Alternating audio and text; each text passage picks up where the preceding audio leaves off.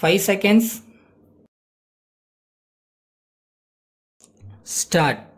மாண்புமிகு தலைவர் அவர்களே, ஆளுநர் உரையின் மீது ஒரு சில கருத்துக்களை சொல்ல விரும்புகிறேன்.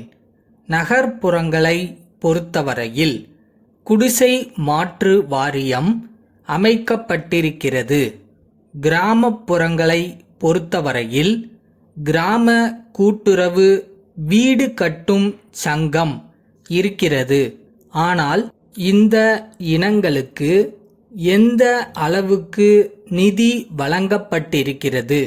கிராமங்களில் மக்கள் எந்த அளவுக்கு வீட்டு வசதியை பெருக்கிக் கொண்டிருக்கிறார்கள் என்று பார்த்தால் குறிப்பிடத்தக்க அளவுக்கு ஒன்றுமில்லை என்றுதான் சொல்ல வேண்டும். கடன் வழங்குவதில் கடன் கோருபவரிடமிருந்து கேட்கப்படும் தகவலை சாதாரணமாக யாரும் கொடுக்கக்கூடிய நிலையில் இல்லை. பரம்பரையாக ஒருவருக்கு வீட்டு நிலம் சொந்தமாக இருக்கலாம். அந்த நிலத்தை பொறுத்தவரையில் அவர்கள் வாரிசாக அனுபவித்து வருகிறார்கள். ஆனால் கிராம கூட்டுறவு கடன் சங்கத்தில் கடன் கோரும் பொழுது கிரய பத்திரம் கேட்கப்படுகிறது. 4-5 தலைமுறையாக அனுபவிப்பவர்களிடம் கிரய பத்திரம் இருக்காது. ஆகையால் இந்த முறையை மாற்றியமைக்க வேண்டுமென்று கேட்டுக்கொள்கிறேன். பெரும்பாலான பகுதி கிராமங்கள் என்பதை நாம் மறந்துவிட முடியாது. ஆகவே கிராம மக்கள் எளிதான முறையில் கடன் பெற்று கொள்வதற்கு ஏதுவாக விதிமுறைகளை திருத்த வேண்டுமென்று கேட்டுக்கொள்ள விரும்புகிறேன். மாண்புமிகு உறுப்பினர்கள் பேசும்போது உணவு உற்பத்தியை பெருக்கியிருக்கிறோம் என்று சொன்னார்கள். அதை ஒப்புக்கொள்ள வேண்டும்.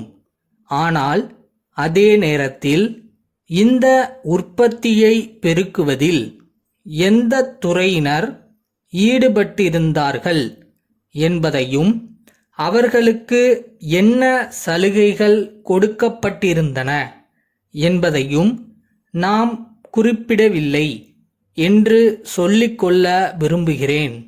இவ்வாறு உற்பத்தி செய்கிறவர்களுக்கு தேவைப்படும் பொருள்களின் விலை குறைந்திருக்கிறதா என்று பார்க்க வேண்டும். உணவு பொருள்களின் விலைவாசி இறங்கி இருக்கும்போது அதே சமயத்தில் விவசாயிகள் வாங்கும் விவசாய உற்பத்தி பொருளின் விலை எவ்வளவு ஏறி இருக்கிறது என்பதையும் நாம் ஆராய்ந்து பார்க்க வேண்டும். இன்று விவசாயிகளுக்கு அவர்களுடைய உற்பத்தி பொருளுக்கு நியாயமான விலை கிடைக்க அரசு ஏதாவது வகை செய்ய வேண்டும். அல்லது அவர்கள் வாங்கும் பொருள்களுக்கு குறைந்தபட்ச விலை நிர்ணயம் செய்து அந்த விலையில் அவை கிடைக்கும் என்ற உத்திரவாதத்தை ஏற்படுத்தி கொடுக்க வேண்டுமென்று கேட்டுக்கொள்ள விரும்புகிறேன். இதே நிலையில் விவசாய உற்பத்தியை பெருக்கி கொண்டு போய் இன்னும் தொடர்ந்து நல்ல முறையில் விவசாயிகளுக்கு ஊக்கம் கொடுத்தால் அவர்கள் ஆர்வத்தோடு சாகுபடியிலே ஈடுபட நம்பிக்கையோடு இருக்கிறார்கள். உரமும் மற்ற பொருள்களும் விவசாயிகளுக்கு குறைந்த விலையில் கிடைக்க அரசு வழி செய்ய வேண்டுமென்று கேட்டுக்கொள்ள விரும்புகிறேன். கடைசியாக கிராம வளர்ச்சி திட்டம் பற்றி ஒரு சில கருத்துக்களை தெரிவிக்க விரும்புகிறேன்.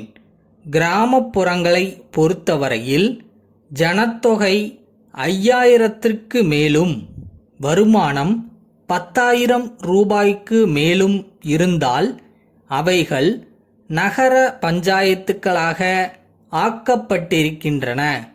திண்டுக்கல் கோபால் கூட்டமைப்பிலிருந்து சென்னை திருவாளர்கள் வரதன் கூட்டமைப்புக்கு எழுதும் கடிதம்.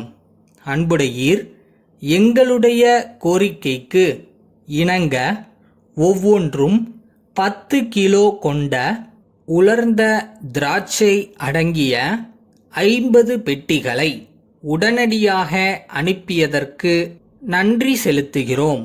ஆனால் ஒவ்வொரு பெட்டியிலும் உள்ள திராட்சை 200 முதல் 300 கிராம் வரை எடை குறைவாக இருந்ததை வருத்தத்துடன் தெரிவித்துக் கொள்கிறோம். அதோடு கூட தரமும் தாங்கள் அனுப்பிய மாதிரியை விட குறைவாக இருந்தது. எங்களுடைய கையிருப்பு முழுவதும் காலியாகிவிட்டதால் அதை திருப்பி நிரப்பிக் கொள்வதற்காக இந்த சரக்குகளை கேட்டிருந்தோம்.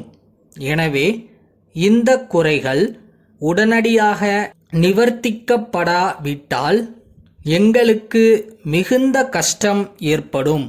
எனினும் விலையில் தகுந்த சரிக்கட்டு செய்வதற்கு ஒப்புக்கொண்டால் இந்த சரக்குகளை நாங்கள் ஏற்றுக்கொள்ள தயாராய் இருக்கிறோம். இல்லையெனில் இந்த சரக்குகளுக்கு பதிலாக வேறு மாற்று சரக்குகள் அனுப்பும்படி கேட்டுக்கொள்கிறோம்.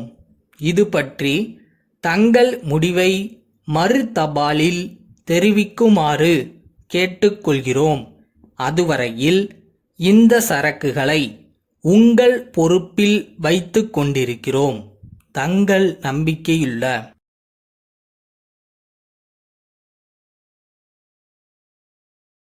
வாழ்க்கையில நம்ம என்ன பிலீவ் பண்றோமோ அது நடக்கும். சில பேருக்கு உடனே நடக்கும், சில பேருக்கு டைம் எடுக்கும்.